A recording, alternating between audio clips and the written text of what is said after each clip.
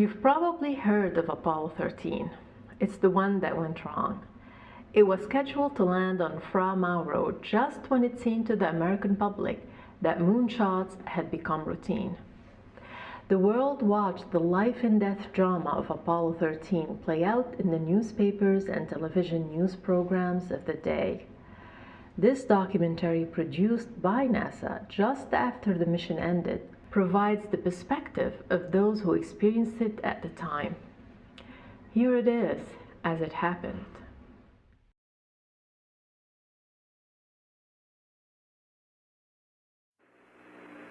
This little tape recorder has been a big benefit to us in passing some of the time away in our transit out to the moon. And it's rather odd to see it floating like this in Odyssey while it's playing the scenes from 2001. April 13th, 1970. The mood could only be described as relaxed. Apollo 13, man's fifth lunar mission. The third, scheduled to land on the moon, continued its tranquil coast. This is the crew of Apollo 13. Wishing everybody there a nice evening, and we're just about ready to close out our inspection of Aquarius and get back to a pleasant evening at Odyssey. Good night. 13, we've got one more item for you when you get a chance. We'd like it to stir up your cryo tanks. In addition, I have Shaft and Trunnion Okay. for a look at the Comet Bennett if you need it. Okay. Stand by. Okay, Houston, we've had a problem here. This is Houston. Say again, please. Yes, Houston, we've had a problem. We've had a main B bus undervolt. Roger, main B undervolt. Okay, stand by, 13. We're looking at it. And we had a pretty large bang associated with the caution and warning there. And as I recall, main B was the one that had a amp spike on it once before. In the interim here, we're starting to go ahead and button up the tunnel again. April 11th, 1970. Launch day. The crew of Apollo 13. Jim Lovell, commander and veteran of 3 previous missions.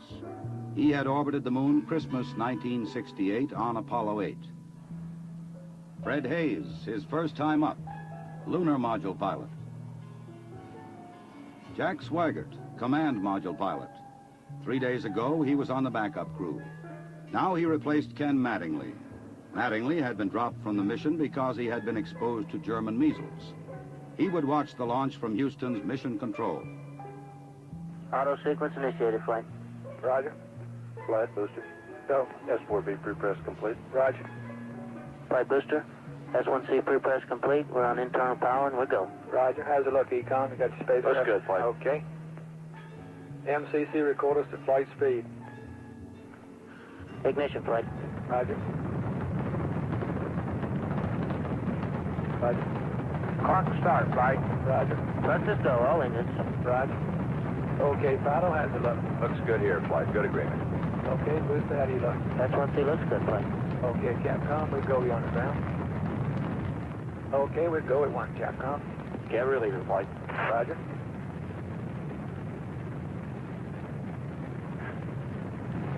Booster, how do you look? We look good, flight. We'll go. Okay, Fido. We're go, flight. Looks good here. Guys, how's it look? Good, flight. Okay, Econ, GNC. Looks good, flight. Looks good, flight. Okay, Sergeant. Looks fine. Through max fuel and we'll go, flight. Roger, booster. And go for staging, Capcom. Confirm and board out, flight. Roger. Staging, flight. Roger. Flight fighter trajectory confirmed staging. Roger. Flight booster, then board out was way early. Okay. Flight confirmed. Number 5 engine down. Roger. Booster, you don't see any problem with that, though, do you? Negative, not right now, flight. All the other engines are go. The next step in the routine of lunar flight was to burn out of Earth orbit toward the moon, then pull free of the third stage and dock with the lunar module Aquarius. At the controls of the command module Odyssey, Jack Swigert. We're hard docked, Houston. Roger, understand hard dock. Good deal. They pulled Aquarius away from the Saturn third stage, the S4B. Okay, I can see the S4B now at the hatch window. Odyssey and Aquarius moved away from Earth toward the moon.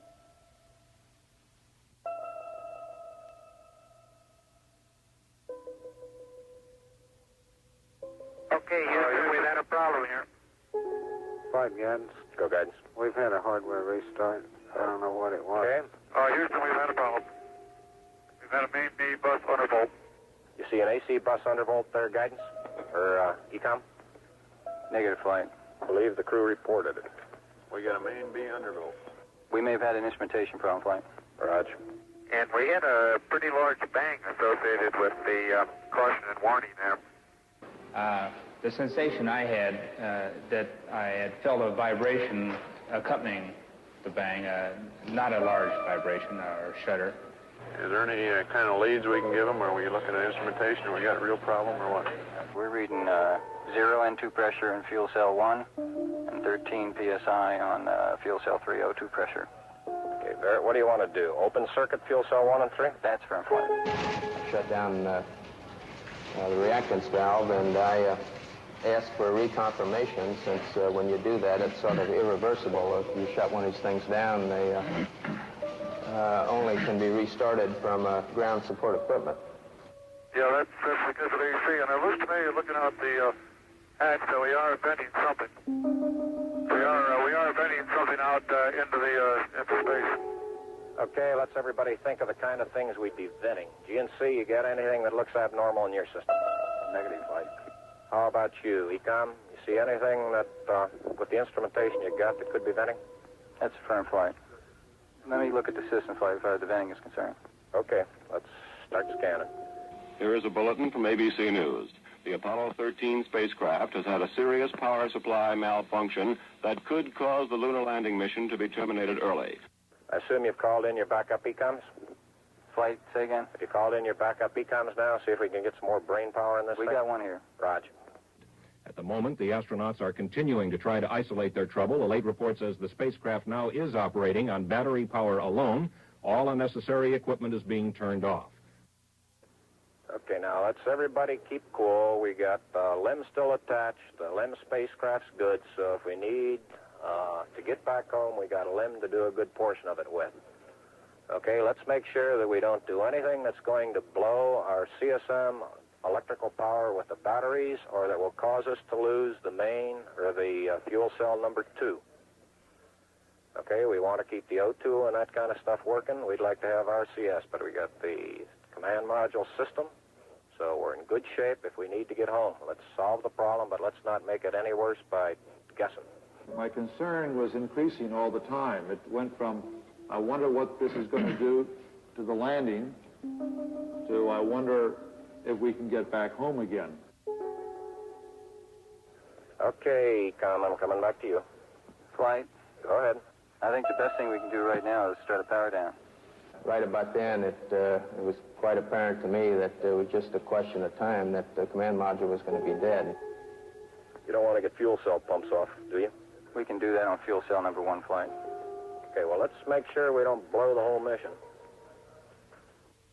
Well, the thing that concerns me is throwing equipment. We had a problem. We don't know the cause of the problem. Flight, I've got a feeling we've lost 2 fuel cells. I hate to put it that way, but I don't know why we've lost them. It doesn't all tag up. Network from Flight. Flight network. Bring me up another computer in the RTCC, will you? We got one machine on the RTCC, and we got dual CPs downstairs. Okay, I want another machine up in the RTCC, and I want a bunch of guys capable of running D-logs down there. Roger that.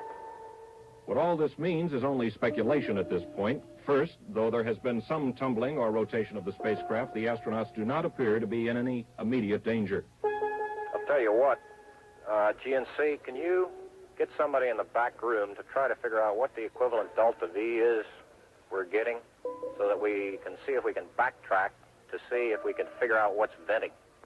Roger, we'll give it a try, Flight. Okay?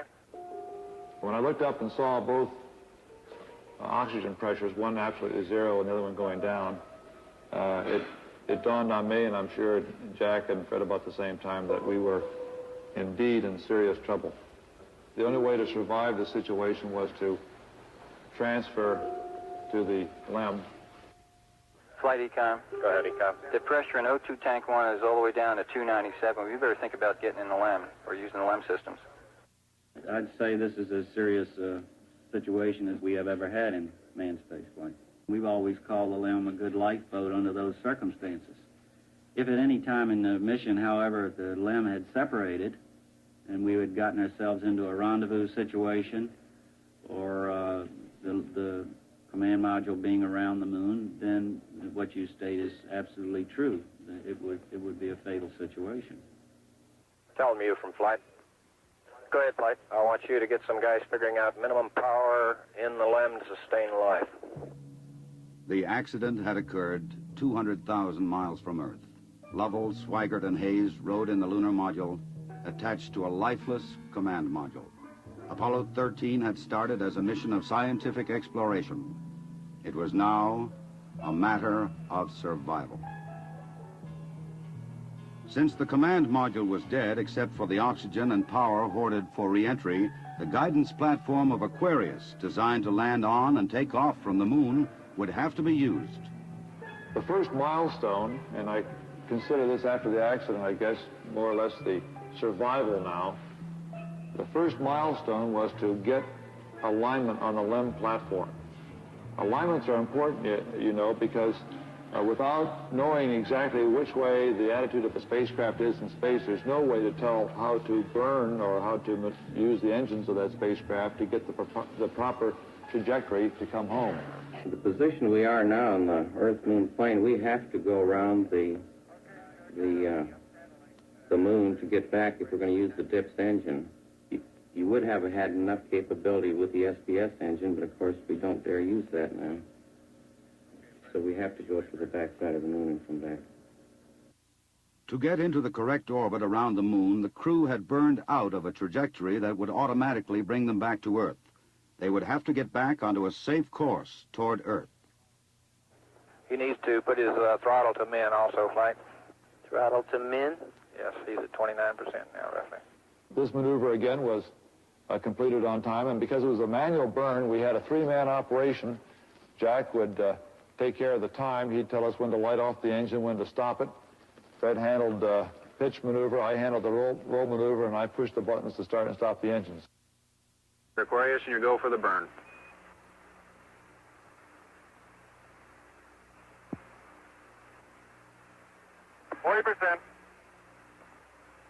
Okay, Aquarius, you're looking good. Auto shutdown. The first problem was solved. They were back on the path to Earth. But there were many other problems to be solved. From a building at Houston's Manned Spacecraft Center, systems experts coordinated the coast-to-coast effort to get the crew back. One of the big problems was consumables. There would be enough to eat and drink. But in space, there are other factors. Oxygen to breathe, electrical power to keep the spacecraft alive, water to cool the equipment and keep it operating. What we'll be doing till we get them back on the water is concentrating on everything that is their lives are dependent upon at the moment rather than worrying about the accident, because there's nothing we can do about that now. It appears at the present time that everything is under control and that we have a safe situation at the moment. Hey, I want to say you guys are doing real good work. So are you guys, Jack. We are about 70 hours from home, and we think we have the situation in control. We've projected the consumables as I've described, and we have a plan for carrying out the rest of the mission, but there's going to be no relaxation at all as far as that goes from now until splash. There was a key decision to be made before Apollo 13 went behind the moon. Where to bring them down. Their present course would take them to the Indian Ocean, where recovery would be difficult. A burn to bring them home quicker would take them to the Pacific Ocean near the recovery forces. Bringing them home even faster would place them in the South Atlantic, again away from recovery forces. It was decided to take them to the Pacific. We've run these simulators, both here and at the Cape and at the contractors, that continuously, ever since last night, we've tried to simulate virtually everything that we've had the crew to do that is non-normal that they've done. And we've proven most everything that we've been able to run on the simulator prior to passing it up to them. There may be some details we haven't done, but at least we've checked the feasibility of everything we've done, and we'll continue to do that. They passed 137 miles from the moon. For Lovell, it was the second time that he had seen the moon so near. But there was no time for contemplation. There was another critical burn coming. Okay, look, let's get the cameras put away. Let's get off this burn. We have one chance now. And in Houston, the newsmen poured in to tell an anxious world the story. Well, that was going along with the ignition time. Shortly after Apollo 13 had separated from the Saturn third stage, the stage had been sent onto a trajectory toward the moon. Its impact would be recorded by the seismometer left by Apollo 12. By the way, Aquarius, we see the results now from 12's seismometer. Looks like your booster just hit the moon and it's rocking it a little bit. Over. Well, at least something worked on this flight. I'm sure glad we didn't have a limb impact, too. Jim, you go for the burn. Go for the burn. Roger, understand. Go for the burn. Guidance okay? We're good, flight. Control okay? We're okay, flight. Tell me we're go, flight. Inco okay? We're good, flight. Ground confirms ignition. We're burning 40%. West Houston, you're looking good. Roger. Shut down. Roger, shut down. I say that was a good burn. Roger, now we want to power down as soon as possible. Understand. To conserve the electric power and cooling water, the crew shut down all but the vital, life-sustaining systems of the LEM. I think the LEM spacecraft's in excellent shape, and I think it's fully capable of getting the crew back. I think, as we have found before, every time we've put the LEM spacecraft to a test, it's always done much more than it was guaranteed to do, and I think this is a good case in point. Conserve the consumables, cooling water, electric power. The LEM water gun was leaking, and we shut that off. I guess it leaked about a quart of water, I would estimate. But it took me about 2 days to get my feet dry, and of course, I think you were all aware that the temperatures were going down in both vehicles, and it's made for very chilly feet for a couple days.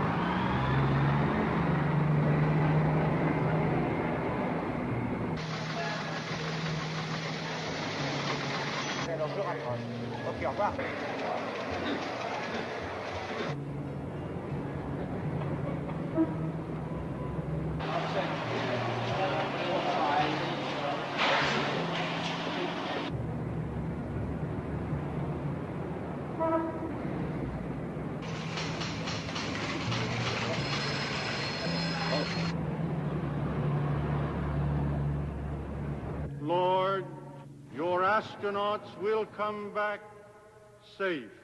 If I may be serious for one moment and ask the entire audience for a moment of prayer for the crewmen of the Apollo 13. We'll hold silence for a moment, please.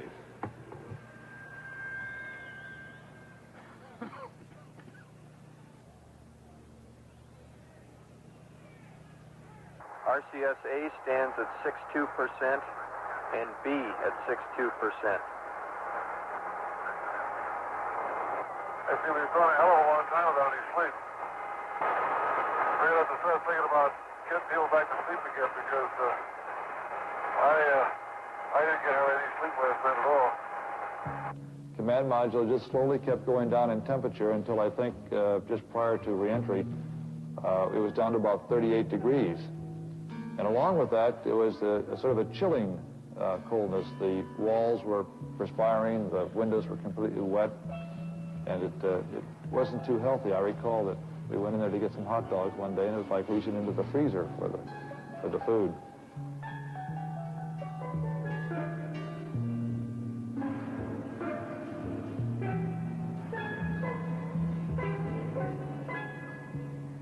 If you want my opinion of how they handled the situation when it happened, they handled it exactly like we'd expect them to. They were about as well on top of it as anybody could be who knew on what we knew, which isn't very much, I'll have to admit. But I think they did everything right within the knowledge that was available to us in a timely fashion, which is what all we expect of them. I think they did a beautiful job of it. We actually had a third little sleep restraint, which Fred then put on and buttoned up and kept a little bit warm. The astronauts faced another problem, their own exhaled breath. The lithium hydroxide chemical to take carbon dioxide out of the air was not sufficient in the lunar module. They would have to adapt the canisters from the command module to fit the hoses in the LEM. On the ground, an adapter was fashioned from materials the crew had available in the LEM. Cardboard from a checklist, plastic bags, and tape. After checkout in an environmental chamber, the directions for construction were sent up to Aquarius. At this point in time, I think the partial pressure of carbon dioxide was reading about 15 millimeters. And we constructed 2 of these things and put them online, and I think within an hour, the partial pressure of CO2 was down to 2/10. So you see that survival now became one of initiative and ingenuity, and it was one which the ground continually helped us along. We had all kinds of people on the ground trying to think of ways of extending our lifetime. There would be still another burn, a mid-course correction to get Apollo 13 into the narrow corridor through the atmosphere for a safe return to Earth.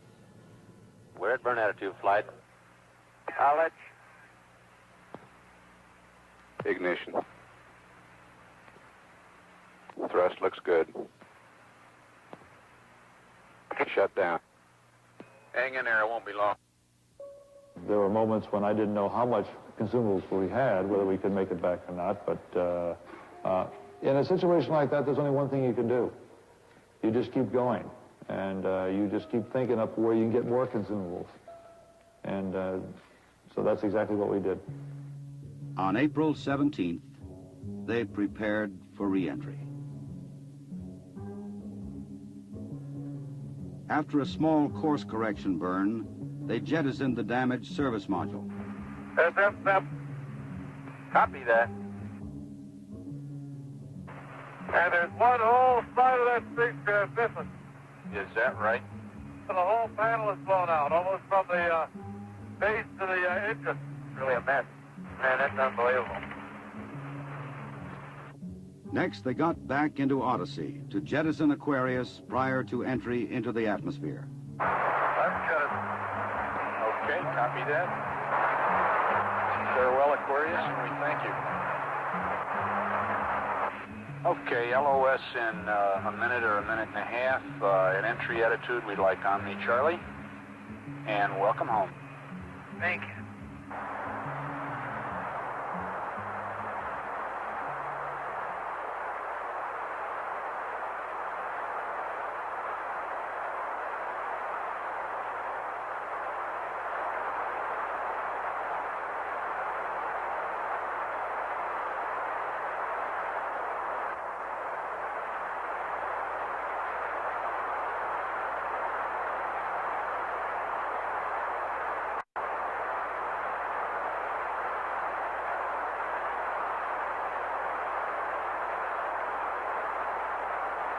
Odyssey Houston standing by, over. Okay, go over.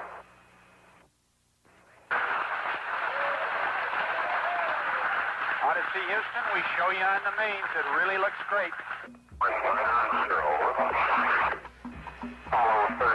Apollo 13, this is recovery, over. Air going to 5,000. Under Apollo 13, this is recovery, and your chutes look good. Apollo 13, this is recovery. We observed your RCS burn, over. The recovery, Apollo 13 is descending. Use your radar. Apollo 13 is recovery, over. Photo 1 spliced in at this time. The three chutes are displaced in the water. Our 0 degrees magnetic 3.5 miles. Use your roger. This Photo 1, the command module is stable 1 at this time. So right itself complete. The vertical axis are approximately 15 degrees. Swim 1, you're clear to come to position for returning the other 2 chutes. Swim 1, roger. Okay, clear to you, wind line 270.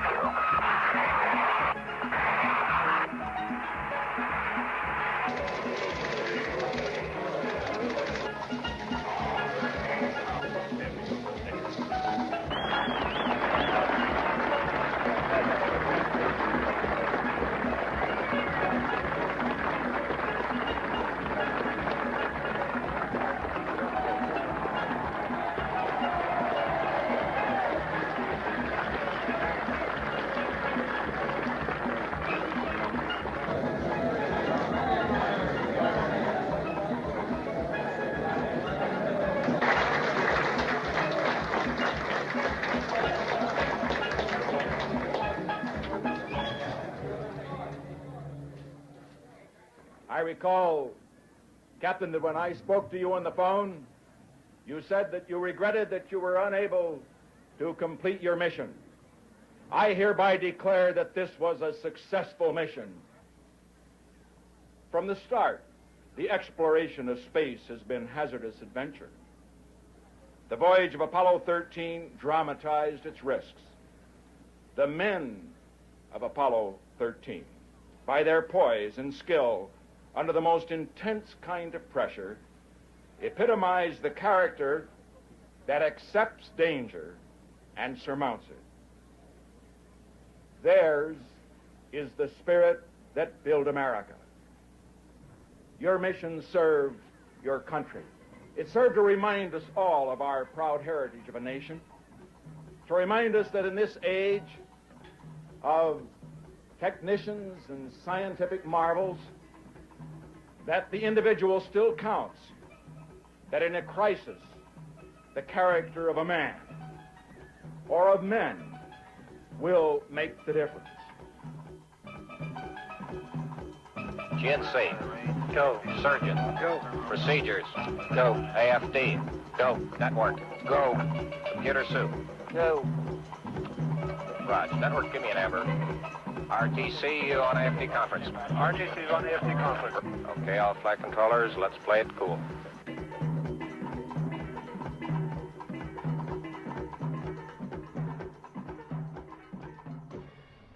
Apollo 13 remains a triumph for NASA because despite the serious nature of the accident, the entire crew returned home safely. But Apollo 13 was also a great disappointment because after all the expense and difficulty of a trip to the moon, no science got carried out. Apollo 13's science mission was ultimately conducted by Apollo 14. Apollo 14 would go to Fra Mauro in Apollo 13's place. We'll look at that documentary next time on As It Happened, How We Went to the Moon. I'm Doris Dow for the NASA Lunar Science Institute.